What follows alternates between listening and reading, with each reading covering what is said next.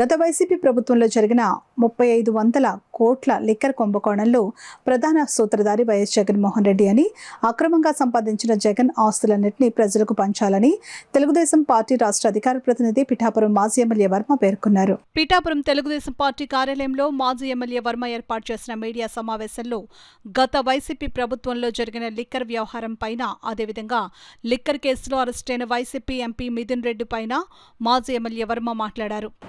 జగన్మోహన్ రెడ్డి యొక్క ఆలోచనలు రప్ప దేశాన్ని దోసుకోండి, రప్ప రాష్ట్రాన్ని దోసుకోండి, రప్ప లిక్కర్ను దోసుకోండి, రప్ప భూములు దోసుకోండి, రప్ప ప్రజలను దోసుకోండి. అది జగన్మోహన్ రెడ్డి యొక్క పార్టీ యొక్క సిద్ధాంతం. ఆ సిద్ధాంతంలో ఏదైతే మిథున్ రెడ్డి కాకినాడ జిల్లా ఇన్ఛార్జిగా ఉండి ఇక్కడున్న మైనింగ్ మాఫియా, భూమాఫియా అన్నీ కూడా ఇవాళ అతని కనుసన్నల్లోనే కాకినాడ జిల్లా అంతా జరిగింది. ఇక్కడ జరిగిన అవినీతి కార్యక్రమాలన్నింటిలో కూడా మిథున్ రెడ్డి యొక్క భాగస్వామ్యం ఉందని కూడా నేను తెలియజేస్తున్నాను. దాంట్లో భాగంగా కొడవల్లో ఏదైతే 330 ఎకరాలు మైనింగ్ ఇచ్చారో, విజయానందరెడ్డి మైనింగ్ ఉంది, ఆ మైనింగ్లో కూడా ముఖ్య పాత్రధారుడు మిథున్ రెడ్డి అని చెప్పి నేను తెలియజేస్తా ఉన్నాను.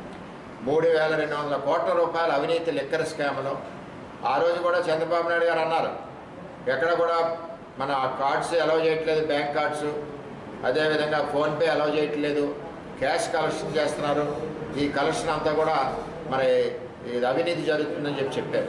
అదే అవినీతి ఇవాళ ప్రూవ్ అయింది. అందులో భాగస్వాములు అందరూ కూడా కసిరెడ్డి కంపెనీ చాలా రప్ప టీం, జగన్ రప్ప టీం అంటే లిక్కర్ స్కామ్ టీము, భూదోపిడీ స్కీము, రాష్ట్ర వ్యాప్తంగా ప్రజల దోషుకున్న స్కీము జగన్మోహన్ రెడ్డి రప్ప స్కీమ్ కాబట్టే, ఆ విధంగా అతను ప్రవర్తించాడు కాబట్టే ప్రజలు ఆయనకి రప్ప అని 4 ఉతికి 11 సీట్లకు పరిమితం చేశారు. అంచేత ఇంత అవినీతి చేస్తున్నాడు కాబట్టి దీనికి ముఖ్య కారుడు, లీడరు అన్నీ కూడా జగన్మోహన్ రెడ్డి కాబట్టి 3200 కోట్ల స్కామ్.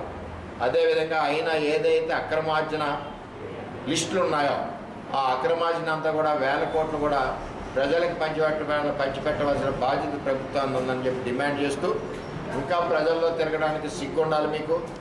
మీ యొక్క అవినీతి కార్యక్రమాలు ఒక పక్కన బయటపడుతూ ఉంటే, ఒక పక్కన అరెస్టులు అవుతుంటే, జగన్మోహన్ రెడ్డి ఈరోజు ప్రజల్లో తిరుగుతాను, ప్రజల కోసం తిరుగుతా అంటున్నాడు. ఎక్కడా తిరగవలసిన అవసరం లేదు. సంక్షేమం ఒక పక్క, అభివృద్ధి ఒక పక్కతో చంద్రబాబు నాయుడు ఈ రాష్ట్రాన్ని ముందుకు తీసుకెళ్తున్నాడని చెప్తే